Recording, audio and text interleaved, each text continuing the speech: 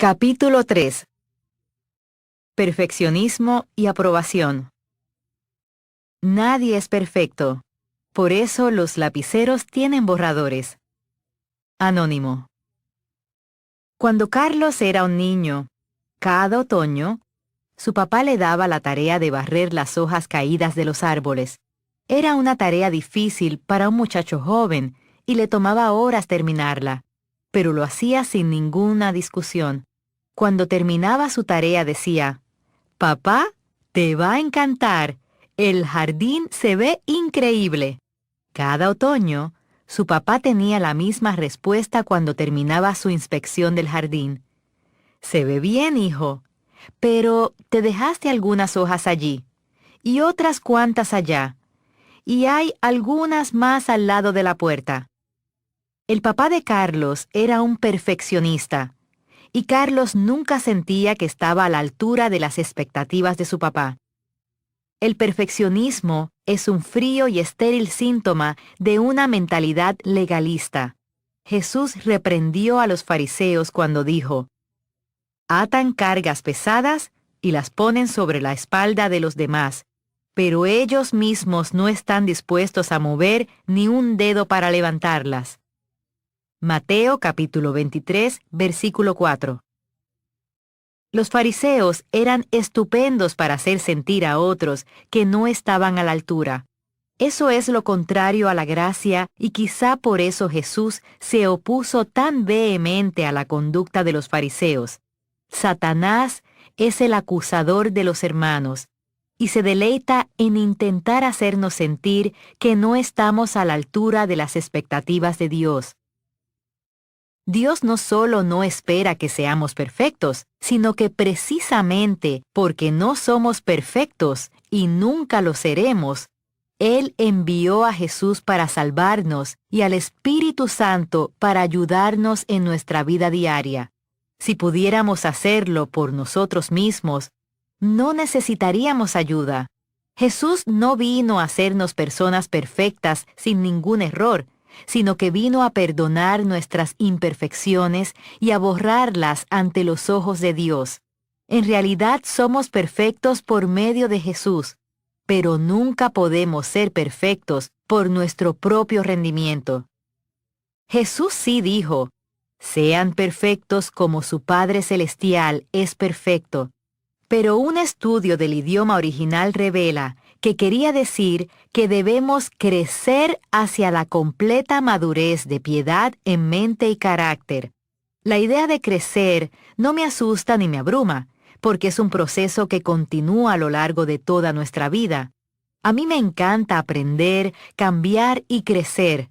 Sin embargo, cuando pensaba que se me ordenaba ser perfecta ahora mismo, sí me sentía asustada y me abrumaba porque sabía que yo no era perfecta y tampoco sabía cómo podría llegar a serlo. Ahora sé que aún seguiré creciendo incluso cuando Jesús regrese para llevarme al cielo. Dios no está decepcionado con que no hayamos llegado a manifestar una conducta perfecta, sino que se deleita en encontrarnos creciendo hacia la madurez. Esforzarse por la excelencia motiva. Esforzarse por la perfección es desmoralizador. Harriet Breaker. Somos llamados a ser excelentes, pero Dios deja fallos incluso en sus santos más escogidos, de modo que siempre le necesiten a Él. Me gusta decir que excelencia no es perfección, sino es tomar aquello con lo que uno debe trabajar y hacer todo lo que pueda con ello, a la vez que confía en Jesús para rellenar los espacios vacíos. Un corazón perfecto. Aunque no creo que podamos obtener un rendimiento perfecto, sí creo que podemos tener un corazón perfecto delante de Dios. Eso significa que le amamos con sinceridad e integridad y queremos agradarle y hacer lo correcto. Cuando recibimos a Jesús como el sacrificio perfecto por nuestros pecados, Él nos da un nuevo corazón y pone su espíritu en nosotros. El corazón que nos da es un corazón perfecto. Me gusta decir que Él nos da un nuevo querer. Él nos da un deseo de agradarle a Él. Yo les daré un corazón íntegro y pondré en ellos un espíritu renovado.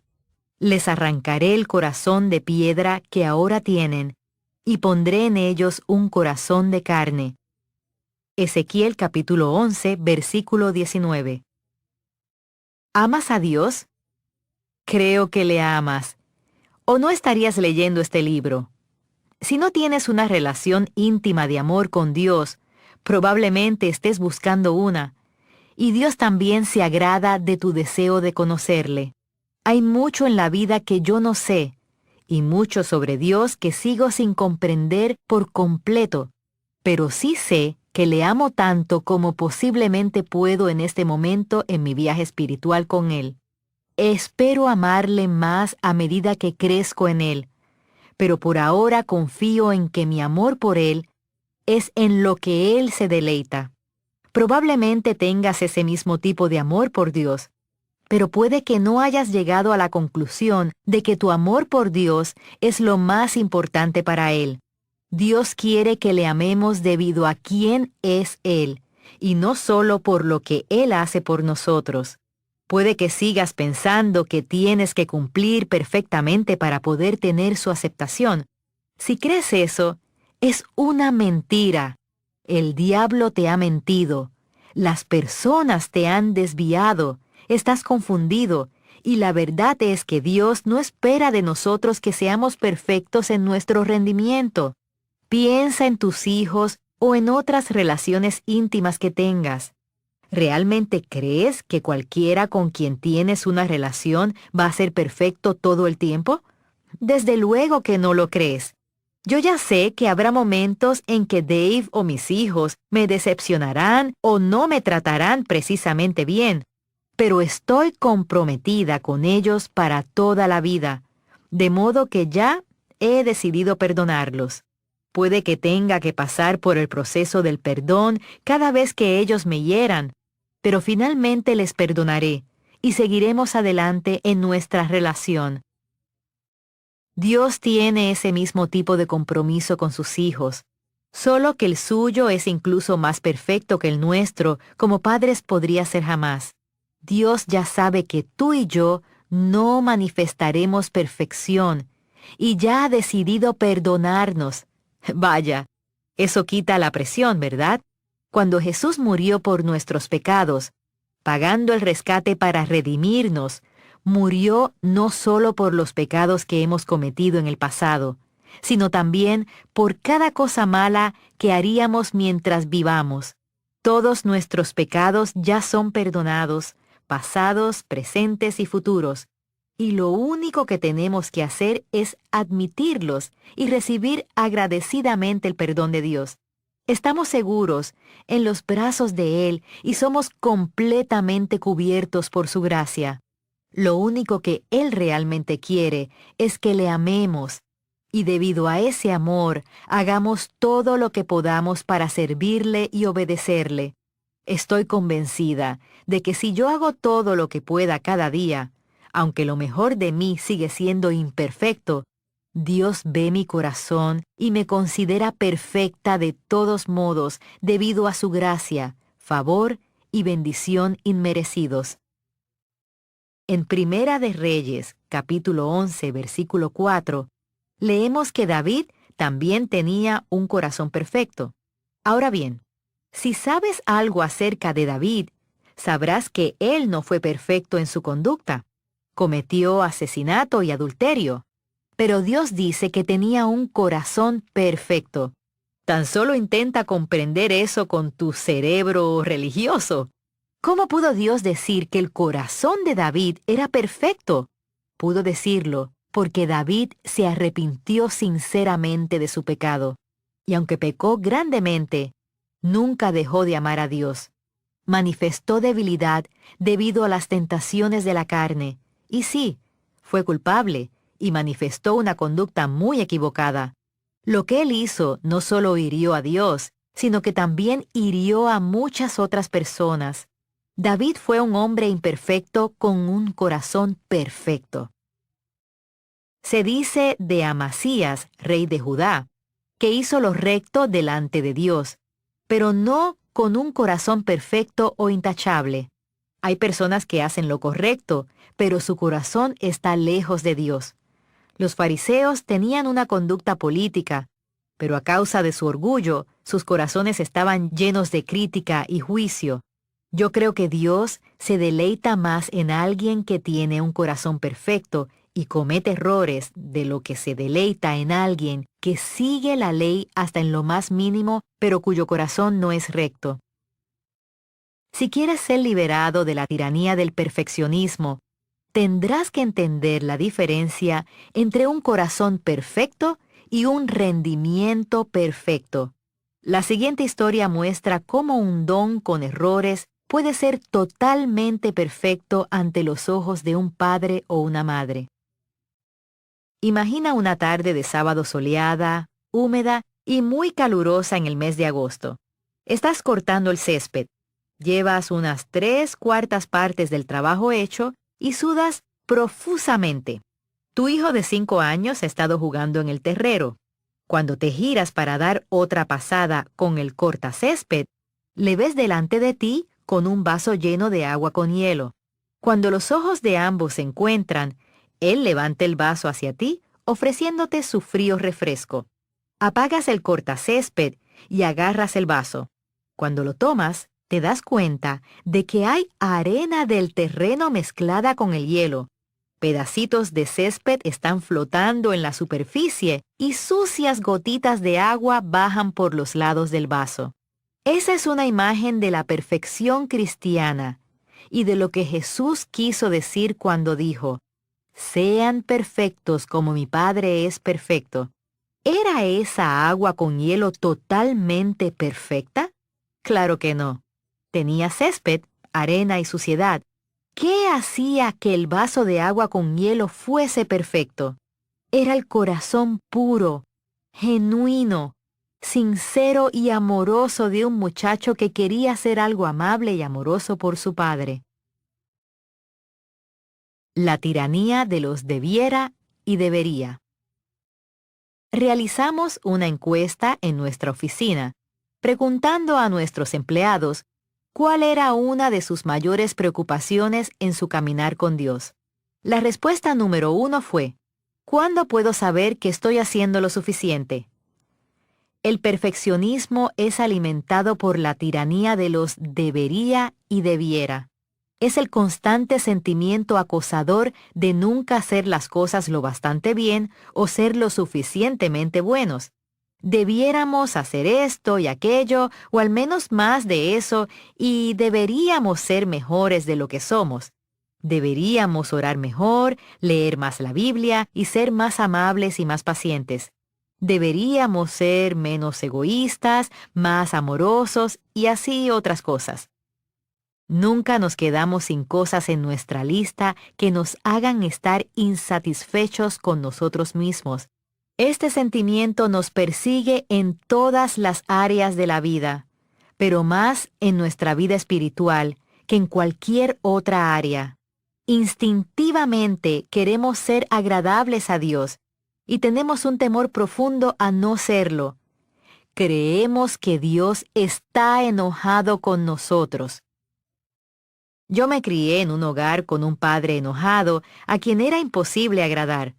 Pasaba cada momento que estaba despierta intentando agradarle, pero a pesar de lo que hiciera, vivía con el constante sentimiento de que probablemente él seguía estando enojado conmigo. Los perfeccionistas normalmente tienen una baja autoestima y esperan que más perfección en su rendimiento les permita sentirse mejor consigo mismos. Si nunca llegamos a sentirnos lo bastante bien con nosotros mismos, entonces es fácil creer que tampoco Dios está satisfecho con nosotros. Deberíamos aprender a amarnos a nosotros mismos, a no estar en contra de nosotros mismos, rechazándonos a nosotros mismos, o aún peor, aborreciéndonos a nosotros mismos. Aprender a amarte a ti mismo es la esencia de recibir el amor de Dios.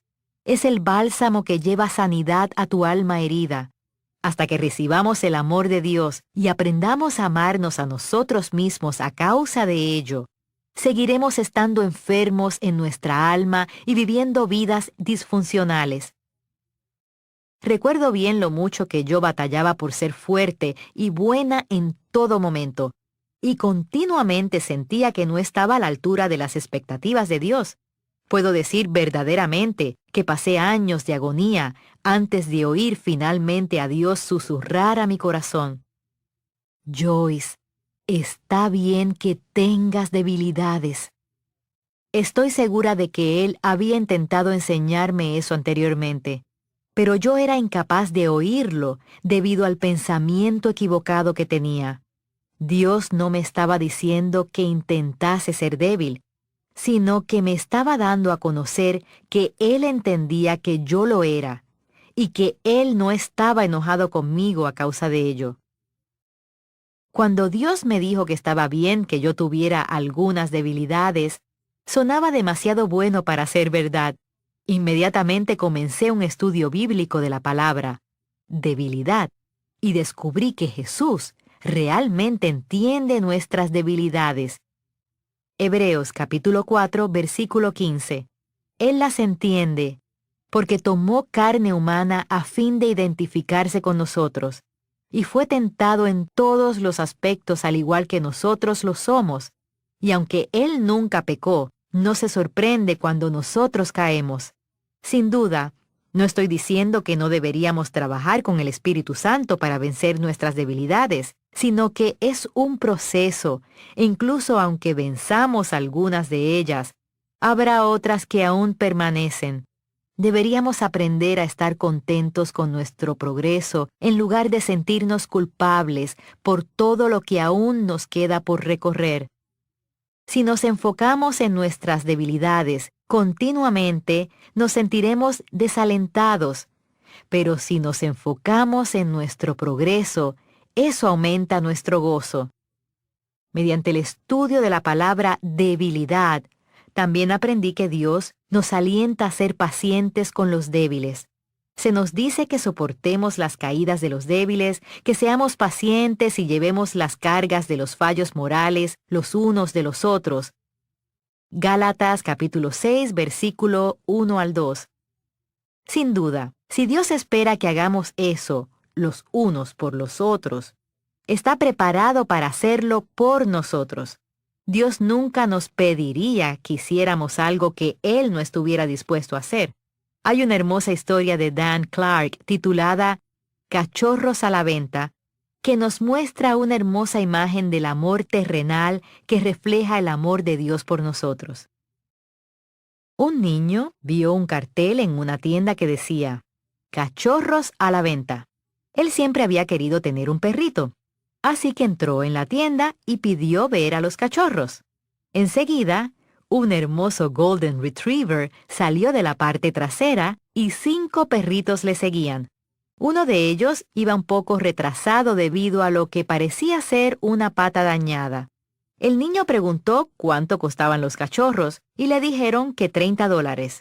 Él solo tenía $2 y varias monedas, así que preguntó si podía pagar esa cantidad y después ir pagando 50 centavos cada semana hasta que el cachorro estuviera pagado por completo. Mientras el dueño pensaba en la propuesta del niño, le oyó decir: «Quiero el que tiene dificultades para caminar». El dueño dijo: «Ah, ese no lo vendería, lo regalaría». El niño dijo enfáticamente: «No. Pagaré el precio completo porque vale lo mismo que el resto de los cachorros». El dueño le dijo al niño que no le recomendaba aquel perrito porque como estaba cojo, nunca podría ser capaz de correr y jugar como otros perritos y que no se divertiría mucho. El niño insistió en que quería el cachorro cojo y mientras el dueño intentaba otra vez hacerle cambiar de parecer, de repente el niño se levantó el pantalón, revelando una pierna dañada que llevaba un fuerte soporte del metal. Él dijo: «Quiero al perrito cojo, porque le entenderé y le amaré tal como es». Muchas personas en el mundo sienten que no tienen valor y que nadie las quiere porque tienen fallos. pero Jesús las entiende y las quiere. Su poder se perfecciona en nuestra debilidad. Segunda de Corintios, capítulo 12, versículo 9. Su amor y total aceptación nos dan la valentía de vivir con confianza en medio de nuestras imperfecciones. Tienes permiso para tener debilidades y no tener que esforzarte constantemente por lograr algo que no puede lograrse. Probablemente estés sintiendo el mismo temor y haciendo la misma pregunta que yo hice cuando me atreví a creer esta liberadora verdad. Si creo que soy libre para tener debilidades, ¿no invitará eso al pecado cada vez más? La respuesta es no, no lo hará. La gracia y el amor de Dios y la libertad que ofrece nunca nos lleva a pecar más, sino que nos lleva a enamorarnos radicalmente de Jesús. Cuanto más entendemos que Él nos ama tal como somos, más le amamos nosotros a Él, y ese amor por Él nos hace querer cambiar por el motivo correcto. Creyentes del nuevo pacto que viven bajo el antiguo pacto. Dios dio a Israel la ley por medio de Moisés. Era un sistema que decía que si ellos guardaban su ley, Él les daría bendición. Cuando fracasaban, se requerían sacrificios por parte de ellos o del sumo sacerdote que estaba en lugar de ellos. Esos sacrificios hacían expiación por sus pecados. Se les dieron leyes que les decían cuáles eran las cosas correctas que hacer, pero no se les dio ninguna ayuda para hacerlas. Ellos tenían que intentar ser buenos, pero fracasaban y tenían que hacer sacrificios para compensar sus errores. Esta explicación es, desde luego, muy básica y simplista, pero espero que servirá para mi propósito en esta parte del libro. Bajo el antiguo pacto, el pecado podía ser cubierto por esos sacrificios, pero nunca eliminado. El sentimiento de culpabilidad relacionado con el pecado siempre estaba presente. Pero la buena noticia es que Dios ha hecho un nuevo pacto con el hombre y lo ratificó o selló con su propia sangre. Es un mejor pacto y muy superior al antiguo. El antiguo pacto fue iniciado con la sangre de animales, pero el nuevo pacto fue iniciado con la sangre sin pecado de Jesucristo. Bajo el nuevo pacto, Jesús cumplió o guardó toda la ley del antiguo pacto y murió en nuestro lugar para pagar por nuestros pecados y malas obras. Él tomó el castigo que nosotros merecíamos y prometió que si creíamos en Él y en todo en lo que hizo por nosotros, Él para siempre estaría en nuestro lugar y nuestra responsabilidad de guardar la ley sería cumplida en Él. El problema que tenemos ahora es que muchos creyentes del nuevo pacto sí creen en Jesús y le aceptan como su Salvador, pero siguen viviendo bajo el antiguo pacto al intentar guardar la ley con sus propias fuerzas. El antiguo pacto se enfocaba en lo que el hombre podía hacer, pero el nuevo pacto se enfoca en lo que Dios ha hecho por nosotros en Jesucristo. Lee Hebreos 8 y 9 para estudiar más este aspecto. La ley no puede perfeccionarnos, ya que la ley no perfeccionó nada, y por la otra se introduce una esperanza mejor, mediante la cual nos acercamos a Dios. Hebreos capítulo 7, versículo 19. La ley es perfecta, pero no puede perfeccionarnos porque no tenemos la capacidad de cumplirla perfectamente. Deberíamos evitar vivir bajo normas y regulaciones pensando que si las cumplimos perfectamente, Dios se agradará. El principio del pecado en nuestra carne en realidad es incitado y avivado por la ley. Digamos que María asistía a una iglesia que era muy estricta en cuanto a la asistencia a la iglesia. Si ella se perdía una reunión, un anciano de la iglesia le llamaba para descubrir por qué no había ido. Además requería que sus miembros leyeran la Biblia completa cada año y asistieran al menos a una de las reuniones de oración cada semana. requerían que todos los miembros de la iglesia que sirvieran en alguna área en la iglesia tenían que trabajar en la guardería o hacer trabajo voluntario de algún tipo. Ahora bien, todas esas cosas puede que sean cosas buenas en sí mismas, pero el propio hecho de que se presenten como normas a seguir avivaría algo en la carne de María que le causaría resentirse hacerlas. María finalmente no querría ir a la iglesia, aborrecería la lectura de la Biblia y la oración, y se sentiría presionada para servir en la iglesia. Cuanto más nos dicen que no podemos hacer algo, más queremos hacerlo. Si María cree que no puede perderse ni una sola reunión sin que le cuestionen, eso solamente hará que no quiera ir. Tristemente, esa es la naturaleza humana. Si repetidamente le dices al pequeño Juan que no toque la mesa de cristal, llegará a estar muy interesado en tocarla, aunque anteriormente puede que ni siquiera hubiese notado que estaba ahí. Incluso, si está demasiado asustado para tocarla delante de ti, sin duda alguna la tocará cuando crea que no puede verle hacerlo. Tu ley en contra de tocar la mesa de cristal, en realidad, ha despertado en Juan un interés en hacerlo. La ley es buena, pero no puede hacernos buenos. Solamente Dios puede hacer eso al darnos una nueva naturaleza, un nuevo corazón y su espíritu. La ley señala nuestras debilidades, pero Jesús nos fortalece en ellas. La ley nos muestra nuestros problemas, pero Jesús resuelve nuestros problemas. Dios nos dio la ley para que finalmente supiéramos que necesitábamos un Salvador. Nosotros queremos hacer lo correcto, pero no tenemos capacidad para hacerlo aparte de la continua ayuda de Dios. Es interesante entender que Dios dio las normas para que descubriésemos que no podíamos cumplirlas.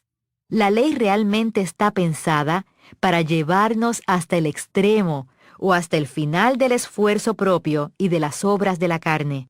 El deseo de Dios para nosotros es que aprendamos a depender de Él en todas las cosas.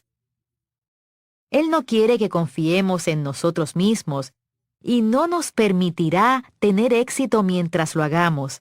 La ley es perfecta, sana y recta, y nos muestra lo que es el pecado. La ley tenía la intención de dirigirnos hacia Jesús y no de esforzarnos cada vez más por la perfección. Tiene la intención de hacernos plenamente conscientes de que necesitamos a Dios y de hacernos aprender a confiar en Él. Jesús dijo, «Separados de mí, no pueden ustedes hacer nada». Juan, capítulo 15, versículo 5. Un enfoque legalista de nuestra relación con Dios puede realmente robar cada gota de vida que haya en nosotros y dejarnos agotados y exhaustos hasta que muramos a la ley y comencemos a vivir para Cristo, en Cristo y por medio de Cristo. Yo por mi parte, mediante la ley he muerto a la ley, a fin de vivir para Dios. Gálatas capítulo 2, versículo 19. Aunque ya no me esfuerzo por lograr la perfección, sí deseo hacer lo mejor que pueda cada día. No para ganarme el amor o la aceptación de Dios, sino sencillamente porque le amo. Te aliento a que hagas lo mismo. Cuando amamos a Dios, nunca puede no importarnos el mejorar nuestra conducta, pero debemos entender plenamente que la aceptación de Dios hacia nosotros nunca está basada en nuestra conducta, sino en nuestra fe en Jesús. Nuestra encuesta en la oficina reveló que muchas personas sencillamente querían saber cuándo habían hecho lo suficiente. Muchos de ellos, estoy segura, de que habían hecho lo máximo, pero seguían sintiéndose presionados a hacer más. Y eso es imposible. Podemos hacer todo lo posible, pero no podemos ofrecer a Dios perfección, y no deberíamos sentirnos presionados a hacerlo. Escuché una historia de un estudiante que entregó un trabajo a su profesor y el profesor escribió en la parte de abajo, ¿es esto lo mejor que puedes hacer? Y se lo devolvió. Sabiendo que no era lo mejor que podía hacer, El estudiante volvió a hacer el trabajo y una vez más, el profesor se lo devolvió con la misma frase escrita en la parte de abajo.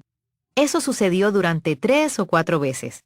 Y finalmente, cuando el profesor preguntó si era lo mejor que él podía hacer, pensó seriamente por un momento y respondió, «Sí, creo que esto es lo mejor que puedo hacer». Entonces su profesor le dijo, «Bien, ahora lo aceptaré». Creo que esta historia nos enseña que lo único que Dios quiere es lo mejor que podamos hacer, y Él puede trabajar con eso incluso cuando lo mejor de nosotros no sea perfecto.